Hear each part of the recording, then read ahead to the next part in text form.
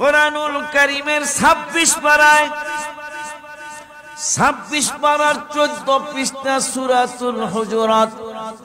সূরাতুল হুজুরাতের 2 নম্বরের আয়াত। আমার আল্লাহ ওয়াজ করলেন, আবারও ঈমানদারদেরকে ডাক দিলেন। ডাক দিয়া কি বুঝাইতে চাইলেন? আমার আল্লাহ কয়, কেন নামাজের আগে নবী চিনাইতে চাইলাম আমি আল্লাহ? কেন তেলাওয়াতের আগে রাসূল চিনাইতে চাইলাম? কেন হজের আগে রাসূল চিনাইতে চাইলাম? তোমাদের জিকির করার আগে কেন রাসূল চিনাইতে চাইলাম?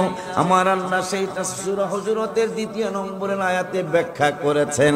ইয়া আইয়ুহাল্লাযীনা আমানু লা তারফাউ আসওয়াতাকুম ফাওকা সাওতিন النبي ولا تجهروا له بالقول كجهر بعضكم لبعض أن تحبط أعمالكم وأنتم لا تشعرون। ওই এক পারার 15 পৃষ্ঠার আয়াতের ব্যাখ্যা 26 পারার 14 পৃষ্ঠায় আল্লাহ বলতেছেন, নবীরে আগে কেন চিনাইতেছিস চাইছিস জানো?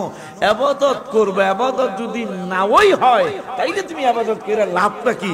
এই জন্য তোমার ইবাদতটা যেন হয় ইবাদতের আগে রাসূল ছিল। এই জন্য সাহাবা আজমাইনরা বলতেন, তিরমিজিতে হাদিসটা আসছে, এ দুনিয়ার মানুষ, আমরা সাহাবা আজমাইনরা কোরআন শিখার আগে ঈমান শিখতাম। সুবহানাল্লাহ কয় না? তিরমিজির হাদিস। আমরা কোরআন শিক্ষার আগে, ইবাদত শিক্ষার আগে আমরা ঈমান শিখতাম, পরে আমরা কোরআন শিখতাম। তাতে কি হইতো জানো নি? কি হইতো? ফাজদাদনা বিহি ঈমানা, তাতে আমাদের ঈমান বাইরে যাইতো। সুবহানাল্লাহ কি বলা যায় না? আগে আমরা ঈমান শিখতাম, পরে কোরআন শিখতাম, তাতে আমাদের ঈমানের তারাক্কি হইতো। এই কথা বললো কেনা? ওনাদের মতো আমাদের মতো আলেমরা না, যারা আলেমদের আলেম। সুবহানাল্লাহ পায় না?